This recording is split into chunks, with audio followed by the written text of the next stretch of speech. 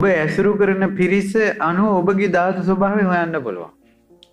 කච කචේ පිරිසක් එක්ක නම් ඉන්නේ. එහෙනම් තමන්ගේ ධාතු ස්වභාවය ඒක. පින් කරන පිරිසක් එක්ක නම් තමන් ඉන්නේ. බණාන පිරිසක් එක්ක නම් තමන් ඉන්නේ. තමන්ගේ ධාතු ස්වභාවය ඒක. බොන පිරිසක් එක්ක සෙට් වෙලා නම් ඊළඟට ඔහි රවුම් ගහන පිරිසක් එක්ක සෙට් වෙලා නම් තමන්ගේ ධාතු ස්වභාවය ඒක. වැඩි ඕනේ ෆෝන් එකක් ගත්තොත් ෆෝන් එකෙන් තමන් වැඩිපුර බලන වීඩියෝ අනුව තමන්ගේ ධාතු ස්වභාවය හොයන්න පුළුවන්.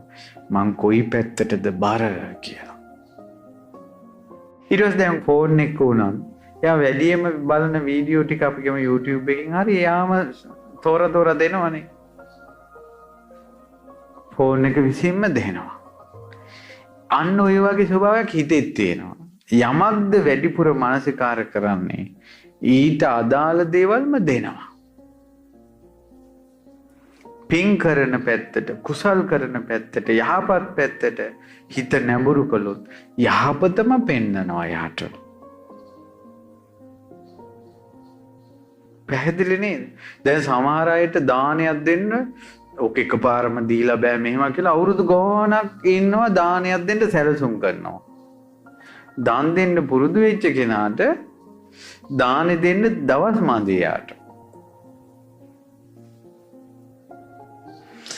පින්වතුනි, ධාතු ස්වභාවය කියන එක තේරුම් ගන්න.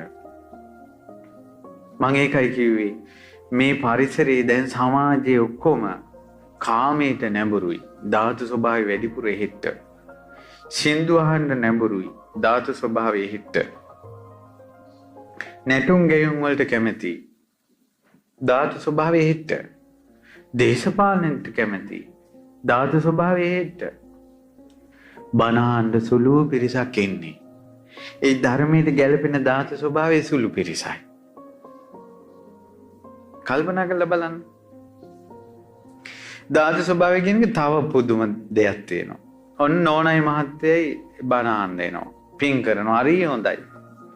හැබැයි නෝන බණහඬ කැමති, මහත්තයා භාවනා කරන්න කැමති. දැන් ওই දෙන්නගේ ධාතු ස්වභාවය ගැළපෙනවද? මහත්තයා භාවනා කරන්න ඉඳගත්තට පස්සේ නෝනාරයෙන් ලොකුවට හයියෙන් කැසට් එක වපල් එක දානවා. එයා අහන්නේ බණ, මෙයා කරන්නේ භාවනා. වැරදිද? දෙකම වැරදිද හරිද? හරි. හොඳයි.